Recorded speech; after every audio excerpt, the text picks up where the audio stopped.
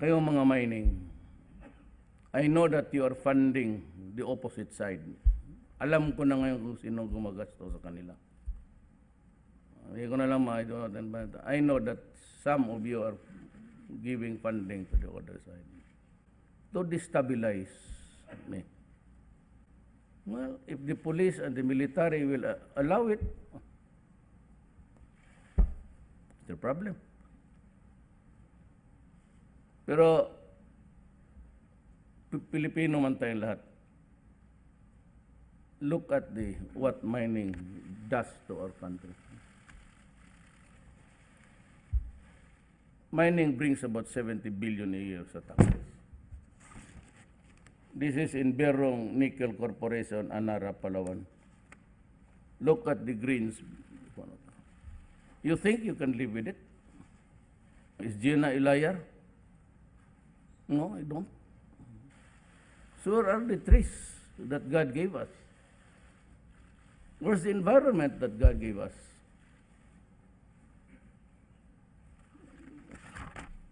It's visual. How can you argue with Gina when she's confronting you with a visual thing? So kami dito, it appalls us. Kung maglabi-labi lang kayo ng mining dyan, o magastos kayo, gusto niyo akong palitan na presidente na paluhurin ninyo to do your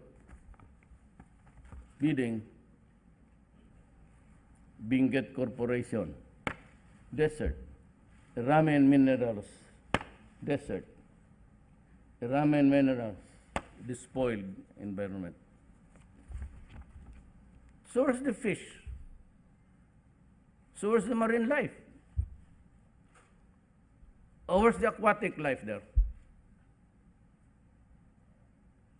Ano yung kakaingin ng tao yung mga mahirap lang dito?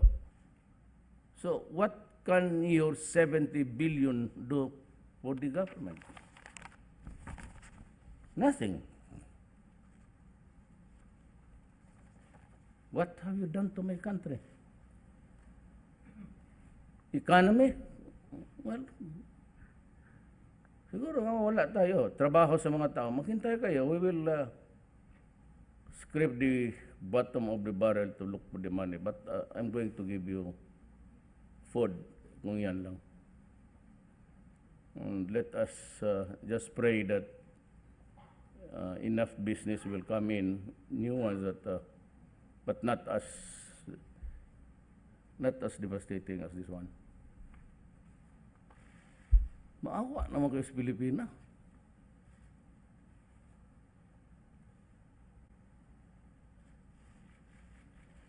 So the people will. Alam ko, active sila ngayon sa destabilization. Well, it takes two to tango. Give me a redeeming